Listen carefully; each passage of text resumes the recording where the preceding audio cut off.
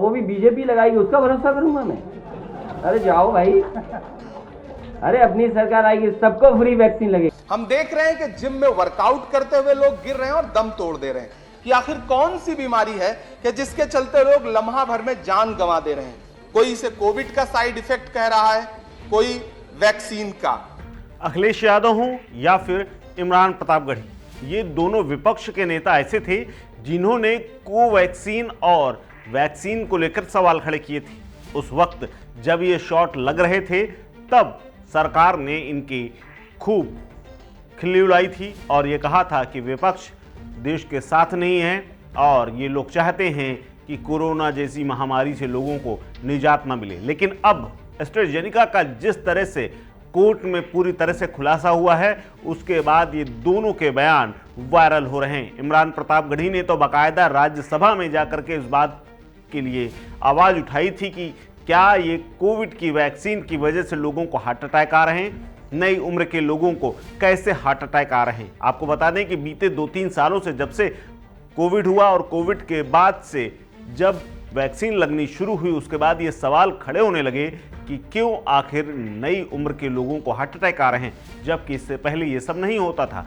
दरअसल जो खुलासा एस्ट्राजेनेका की कोविशील्ड को लेकर के हुआ है वो चौंका देने वाला है। दरअसल तमाम सोशल मीडिया पर ऐसे हर महीने वीडियो आते रहते हैं जिसमें नई उम्र के लोगों को हार्ट अटैक आ रहा है और उनकी मौत हो जा रही है। इसके पीछे वैक्सीन को तमाम लोग वजह बता रहे थे, लेकिन किसी ने नहीं माना। लेकिन जब अब कंपनी ने ब्रिटेन की कोर्ट में मान लिया है तो पूरे देश में हड़कंप मच गया है और लोग सरकार से सवाल पूछ रहे हैं कि आखिर ऐसा क्या जल्दबाजी थी, आखिर इतनी जल्दी कैसे एक वैक्सीन को परमिशन दे दी गई और क्यों जबरन लोगों को लगाने के लिए मजबूर किया गया। आपको बता दें कि कोविशील्ड की करीब 1 अरब 70 करोड़ डोजेज लगी हैं, यानी तमाम लोगों ने 2-2, 3-3 बार इसकी डोज ली है और ऐसे में 100 करोड़ मतलब 170 करोड़ लोगों को ये वैक्सीन लग चुकी है, या यूं भी कह सकते हैं कि 170 करोड़ डोज इसकी बिक चुकी है, जिसके लिए सरकार ने भुगतान किया है। हालांकि सरकार अभी भी इस बात को मानने के लिए तैयार नहीं है।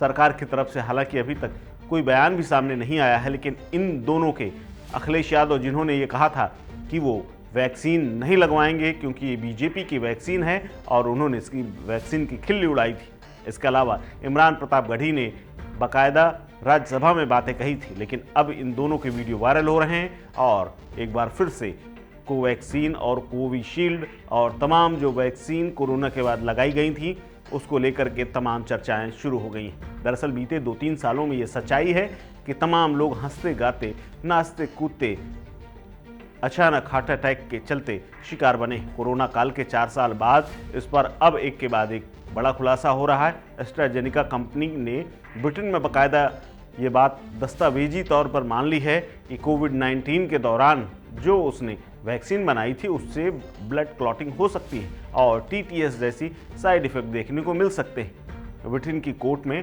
एस्ट्राजेनेका ने यह भी माना कि कोरोना वैक्सीन जिनका नाम कोविशील्ड है और वैक्स जेवरिया है, पूरी दुनिया में जिसको बेचा गया वो कुछ मामलों में साइड इफेक्ट करती है। एस्ट्राजेनेका ने यह भी माना कि इसकी वजह से लोगों के खून के थक्के समेत तमाम साइड इफेक्ट हो सकते हैं। जनरल भाषा में अगर कहें तो इससे brain stroke, heart attack, platelets कम होने के चांसेस बढ़ सकते हैं। हालांकि इन साइड इफेक्ट्स को मानते हुए भी कंपनी इससे होने वाली बीमारियों या बुरे प्रभावों के दावों का विरोध कर रही है। अब सवाल ये है कि इन सब में आखिर मोदी सरकार का नाम क्यों सामने आ रहा है और मोदी सरकार क्यों घेरे में है। दरअसल इस वैक्सीन को जल्दीबाजी में कहा जा रहा है। आरोप विपक्ष लगा रहा है कि जल्दीबाजी में इसकी अनुमति दे दी गई, इसीलिए डिम्पल यादव ने भी कहा कि जबरन किसी को कोविशील्ड और वैक्सीन लगाने के लिए मजबूर क्यों किया गया, क्योंकि उस वक्त ऐसे हालात थे कि बिना वैक्सीनेशन के एयरपोर्ट से लेकर के बस यात्रा और रेल यात्रा नहीं कर सकते थे लोग और तमाम तरह के प्रतिबंध बिना सर्टिफिकेट के लगे हुए थे। यानी जिसका वैक्सीनेशन नहीं हुआ, जिसके पास वैक्सीन का सर्टिफिकेट नहीं है, उसको बाहर नहीं जाने दिया जा रहा था और ट्रैवल से लेकर के तमाम सुविधाओं से वंचित किया जा रहा था। लेकिन अब इसके खुलासे के बाद पूरे देश में सन्नाटा है। सरकार अब तक कुछ नहीं कह रही, लेकिन विपक्ष लगातार हमलावर है। इस खबर में फिलहाल इतना ही। अपडेट्स के लिए बने रहिए वन इंडिया हिंदी के साथ। नमस्कार।